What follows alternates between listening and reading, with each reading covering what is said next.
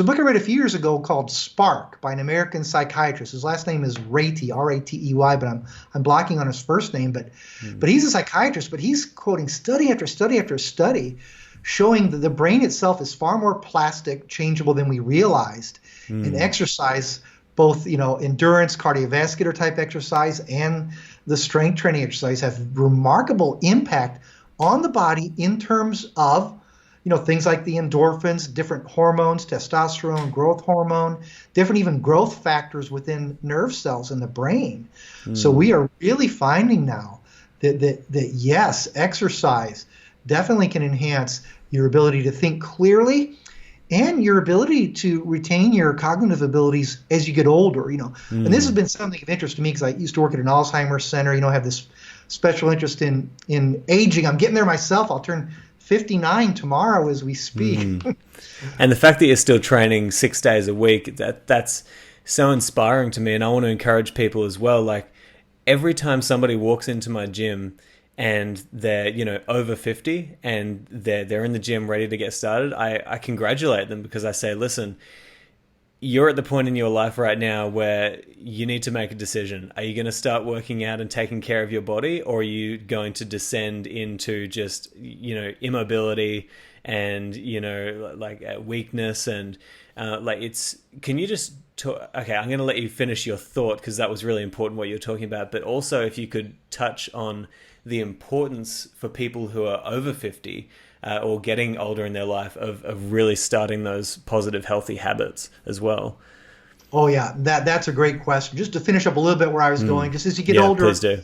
And even in the 90s when I was enmeshed in the Alzheimer's research, that there was no known way then, I don't believe there is now, to reverse Alzheimer's once the brain tissue damage is done. And there was no guarantee to keep you from getting it. But the general rule of thumb was and is that catchphrase, use it or lose it. And it applied both to mental activity and to physical activity. To use your brain, to read about new things, learn new things, be open to experience mentally, but also physical exercise to keep you mentally acute as you go through the years. But like if you're doing with training people, I'm not exactly sure what kind of regimen you use, because not everyone has to work out 6 days a week. There's just different methods for. The main reason I do that now is that I'm retired from full-time work. I just write and speak, so I'm easily able to go to the gym, and I just actually enjoy it. So I'm happy to 6 days a week. But yes, as you get older, hit 40, 50 and beyond, the body's natural tendency is to develop what some people have called like a sick aging syndrome, where your muscle mass decreases, your bones start to get osteopenia, losing bone mass, kind of a downhill slide in multiple body organs, and it's a great deal of that is reversible. A lot of that, there's some genetic programming that'll kick in over time, but a lot of that is disuse. It's from not training our bodies, from not eating properly. For myself, like right now, my main focus is strength. I just love heavy weightlifting and of different kinds. And now, like I said, I'll turn 59 tomorrow, and I was thinking back on this, I'm stronger than I was at any time since my late 30s. Wow. I'm stronger than any point that I was in my 40s or early 50s. Now that I have more leisure and more focus to really train myself. So a person can make tremendous changes in the way they feel, in the way they look.